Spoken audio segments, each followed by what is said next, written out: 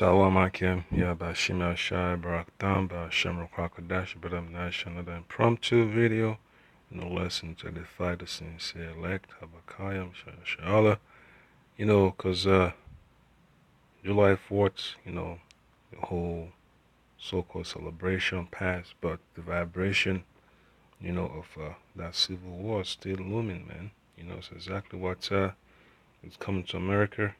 So I got this video here about the governor of Alabama, the former governor, what's his name, George Wallace. All right. So he had the campaign lead at Ball State Teachers College. That's way back in 1964. So if our brothers go online and watch the video, you could tell he had a good idea exactly of what the elite's plan was about. All this agenda for centralized control, consolidation of power. He saw all that. He saw through the crap that the elite was pushing. So that's exactly one thing that these protesters have been looking into, man. What the hell happened? How did they get to this point? So it's all in the history of America. This is just one snip of it. So I'm going to go ahead and play the video. It tells you how the elites like to play games and tricks on the minds of these Edomites at the bottom. He is the Speaker, Governor George C. Wallace of Alabama.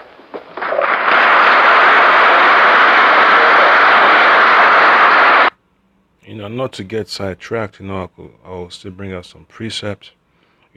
Talks about the Civil War. Yahweh Shai talked about it. The love of many shall wax cold. If you read the book of 2nd Ezra's, 16, chapter 16, also chapter 15, you get an idea of exactly what's going on. So it's all prophecy. It has to happen. So I'm going to play the video.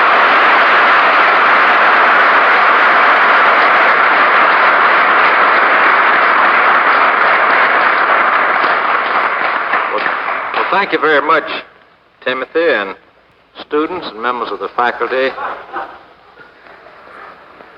of Ball State Teachers here at Muncie. It's a pleasure to be with you, and I appreciate you having invited me. And I hope that when I have concluded my remarks that we might have a little better understanding of what really the people of my state think and the philosophy and attitude that we espouse. And I want to say I've enjoyed my trip to your state, which is, of course, not my first trip here. I've been to this state many times. And, of course, this is the great Midwestern section of the country, which is truly the anchor of our country. And I came to this state in this preferential primary because I was concerned, as are many Americans, about the tendency of the growth towards centralized control over every phase and aspect of our lives. And I'm running in this preferential primary in your state on philosophy and attitude and principle and not personalities. I had offered, of course, to debate the principle in the matter, which is your distinguished governor.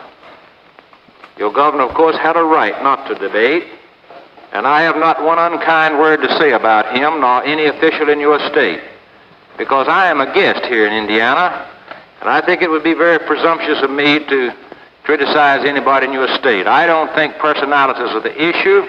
The issues are really the issue, and if I am as evil as they say I am, and the Civil Rights Bill is as good as they say it is, one confrontation before statewide television and radio to the intelligent people of Indiana would have made this very apparent. So I can't see why those who are always talking about what a good piece of legislation the so-called Civil Rights Bill is would mind debating this issue with an evil person such as myself. And I think we ought to have had a statewide television, radio, and debate. And had we done so, you would have been more informed about what this bill does. I'll try to stay off of controversial subjects, but Everybody that I have seen in this state are intelligent, whichever you want to say, are intelligent people. And that's all that I recommend. This civil rights bill turns your school system over to the federal government, and I'm not for that. I believe that you in this state should run your schools. So this matter of the so-called civil rights bill is an attack upon the property system in our country. You know, we hear all of these pickets and left-wingers and people have a right to picket. Let me tell you this, I have no objection to peaceful picketing. That's a part of the American heritage and the American system. But you know, when they talk about human rights above property rights, you know, that sounds good, but let's just analyze it a moment. The only countries in the world where anybody has any human rights are in those nations where the ownership of private property is sacred under the law, such as in this country. Now, you know, all property has been taken in Russia and in China for the use of the public and the satellite countries. All private property has been taken for the public use, such as the Civil Rights Bill would take your father's business and use it for the public use. Yet there are no human rights in Russia and China, not a single one, and you know it. And the only places where you have human rights are in those nations that guarantee the ownership of private property. Well, that you can't even read the Bible. The Supreme Court of the United States has held last year for the first time that just to read the Bible, simply, not to, you don't have to listen to it, you can walk out and not listen to it, but to read the Bible in a public school is unconstitutional. They also rule that to say a simple prayer in a public school violates the Constitution of the United States. And if you will study the within the American context of American history, you will see that all the way from the Mayflower Compact until this moment, where it begun in the name of God, amen, that the matter of the establishment of a state religion is not just the belief in God. I don't think you should say that a man must be a Methodist or a Baptist or a Presbyterian or a Catholic or a Jew to hold office. I'm against that myself. And I'm against the state establishing a religion. But the belief in God, from whence all religions come from within the context of American history and those who founded it, is not a religion. And as a result of that decision, did you know that the New York State School Board has ruled that no longer can you sing the fourth stanza of America in the public schools of New York? Did you ever think the time had come that it'd be unlawful, they say, to sing the fourth stanza of America in a public school because it talks about God? Did you know that under this present ruling, they've sent rulings down to orphanages built with federal funds that it's unlawful for the children and those who are in charge of these orphanages, and that's happening in New York, to kneel and say, now I'll lay me down to sleep and pray that I will awake. You know the little prayer we used to say. You can't say that in an orphanage anymore. It's got federal funds involved. Did you know that the New York School Board has ruled as a result of this decision that you cannot anymore say in the public lunchrooms that they've said for years, God is great, God is good, God, we thank you for our food? That's unlawful now. So, okay, I'm going to read this precept. This is Isaiah chapter 29. I'm going to start from verse 15. It says, woe unto them that seek deep to hide their counsel from the Lord Yahweh, and their works are in the dark, and they say, who seeth us, and who knoweth us? Surely your turning up things upside down shall be esteemed as the potter's clay. For shall the work say of him that made it, he made me not? Or shall the thing framed say of him that framed it, he had no understanding? So the plans of the elite, you know, it goes way back. You know, that's just a brief, glimpse of what you're seeing here in George Wells' campaign. You know, he was in the state of Indiana. So you could tell, man, you know, all these plans were evident to those that were, you know, wise, you know, to see through the hogwash, you know. So at the end of the day, man, you know, Yabashima Shai is going to bring all these things, you know, to the forefront, you know. In the book of Ecclesiastes, chapter 12, I'll read that real quick.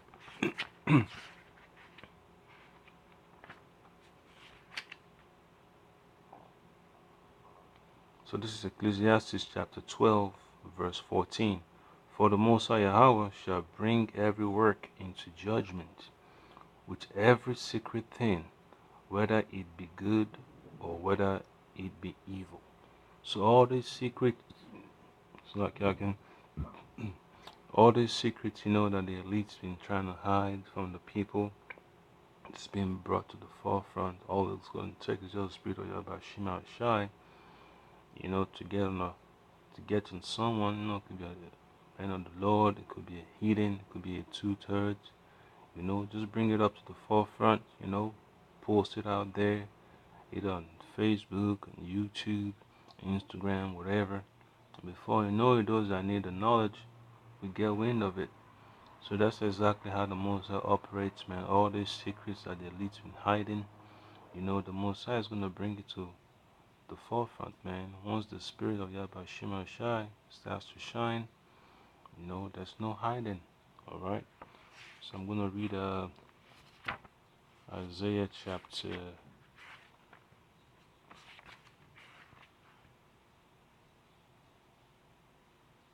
19. I'm gonna start with just keep to the main point. So this is Isaiah chapter 19 verse 2.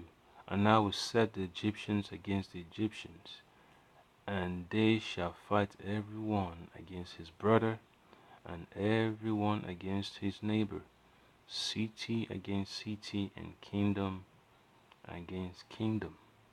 Alright. So I'm just gonna keep it simple to that level, because this civil war stuff is no joke. It's gonna happen. We see the riots and the protests going on. These Edomites are they feel disenchanted, with the government that they believe they elected. So now they know that it's been rigged. Keep it answer that question. That's an easy one. Of course, there are all sorts of ways you arrive at 57 and 67 and 87 cents. Now, some people use the square system and some the round. Now, I've seen, of course, figures. Well, I've seen figures that show otherwise.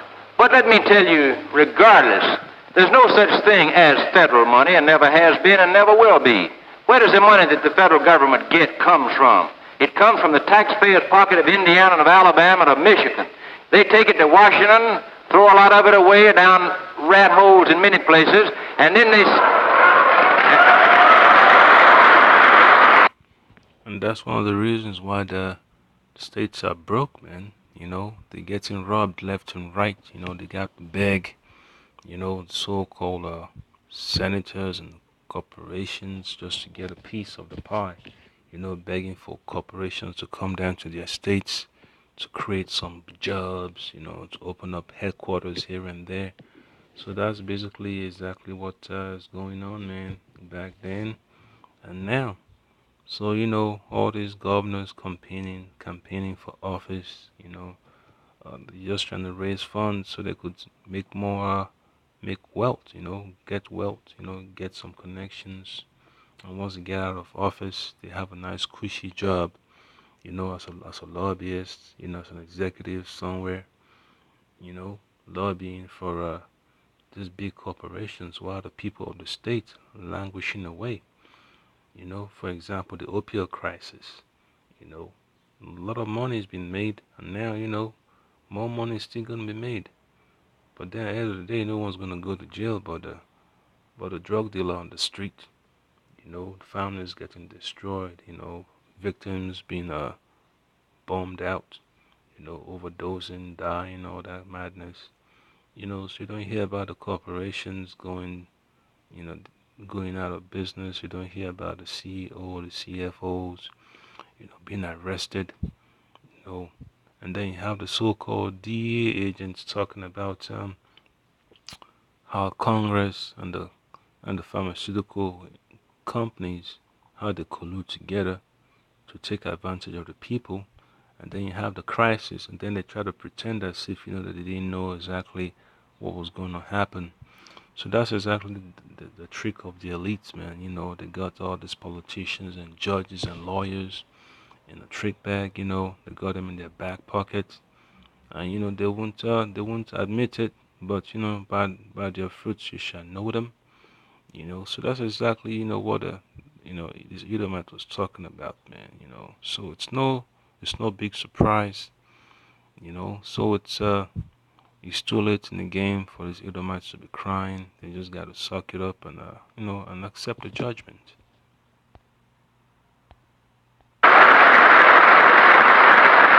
And then they send some of it back to you and say you can have your own money back provided you conform to some whim and caprice of some bureaucrat in Washington, D.C. I have no objection to the federal government carrying on its functions of government. I am for the federal government. Nobody's against the federal government. Nobody came to its defense any quicker than the people of Alabama during every war in which we have fought, except one, and that was 100 years ago. But of course, and they will do so again. But we do not think that when the federal government helps a program in Alabama, that gives them a license to change the local traditions and customs of our people. Why should you take, and we... That's a big problem, because folks are waking up, man. They understand the whole agenda 21 of the elites, roads getting smaller and tighter, it's difficult to even breathe freely, man. Regulations here and there, squeezing in here, and people feeling the squeeze. Folks are upset, they're angry, they're working, long hours. They could barely make ends meet. Families falling apart.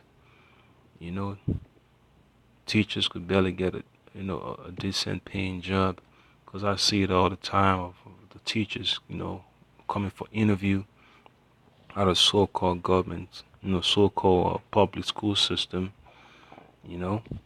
So you can imagine if a substitute teacher can't barely make ends meet. What do you think about folks that are just graduating college, graduating high school? What's gonna be like for them years down the line, if they are years down the line in Babylon? So that's exactly how the elites have operated, and are still operating. That thirst for power, it's it's no joke to them, man. You know, that power is very, it's a very captivating, experience for them, man. They can't do without it. They like to see their actions come to fruition, and they like to see the results of their deliberations, of their debates in their covens, wherever they like to congregate. You know, so the Most High has put his Edomite in a tough corner, man. So the scripture talks about nation divided against itself cannot stand. So America is falling apart. It's not just America, man. It's the Edomite race, man. They're collapsing. Collapsing from within. And the elites at the top think that by them collapsing their nation, gutting it out, that they're able to renovate and come back on top. They are sadly mistaken. So the Messiah Bashim Shah is gonna destroy their plans, man. All the plans for World War III, the plans for the mark of the beast, all that stuff is gonna be turned upside down. So the Most High, is the architect, man. He's the ultimate architect. And I'll go ahead and play some of this video. Paid nearly $1 billion in income taxes last year. Now, the last young fellow who asked me that question, he had some figures that showed we got $239 million back last year in Alabama, and yet our income taxes we paid last year were nearly $900 million. So I don't know whose figures you're talking about, but if we didn't take some of the money back that they take away from us down there in Washington, of course we couldn't operate a lot of things. Sure, federal taxes are high. You ask your fathers and mothers about income taxes. Why, the states can't get enough money to run the functions of government they ought to because of the high taxes. But that's no reason when they send you some money that they ought to tell you we won't pass a law that tells you you can't sell your home to somebody that you want to. what the greatest vote I got in Milwaukee was in the Polish American, Serbian American district of that city, because they don't believe what these left-wing papers say themselves. And that's the point there, Akim, man. Folks are waking up. They're tired of the federal government. You know, it's been hijacked. They're tired of the FBI, tired of the CIA. They're tired of State Department, Homeland Security. They're tired of the IRS. They're tired of the Social Security Administration. They're tired of the Treasury Department, Department of the Interior, you know, Bureau of Land Management, or whatever they want to call themselves. They're tired of the Pentagon. They're tired of all these corporations, that have certain individuals that have hijacked, their government. You know, they've hijacked local government, state government, federal government. They've hijacked every nook and cranny and facet of their lives. So, these folks are pissed off, man. For the ones that know exactly what's going on, they could see through all the smoke and mirrors. So they understand, what needs to be done. But the only, piece that they're missing is that is the will of the Lord, man. So we all seeing the downfall of America before our eyes. It's it's a it's a sad story. The story of an Edomite is a sad story. You know, and if you go on Netflix and see that Netflix show, a series of unfortunate events. That's that's one thing I like to say about the Edomites, man. They're gonna have a series of unfortunate events. And that's where the Most High has get it up, man. They had the whole time to have a sweet time, a sweet ride. But then the infighting happens, and then the collapse. Is the end game of it, man. So that's why the Most High has set it up. And there's nothing much I could say, man. But Kahalaya Bashim Al Shah. You can't praise the Most High enough for looking at, for seeing how He's orchestrated the downfall of a people, of a nation. You're like, God damn, the Most High put all these things in place, and let's see how it's just coming together in these last days. So Tawadaya Bashim Al Shai Basham Rakwakadash, double honors and salutations to the elders and apostles of Great Millstone who rule well. There's so many hot topics I can could look into, man. Whether it's immigration, whether it's the financial systems, geopolitics, healthcare, education, criminal justice, whatever, man. There's always something that has to do with prophecy.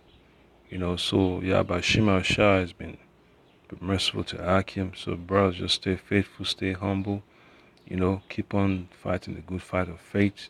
And keep your eyes open, man. Keep your spiritual mind open to focus on these prophecies. Shalom.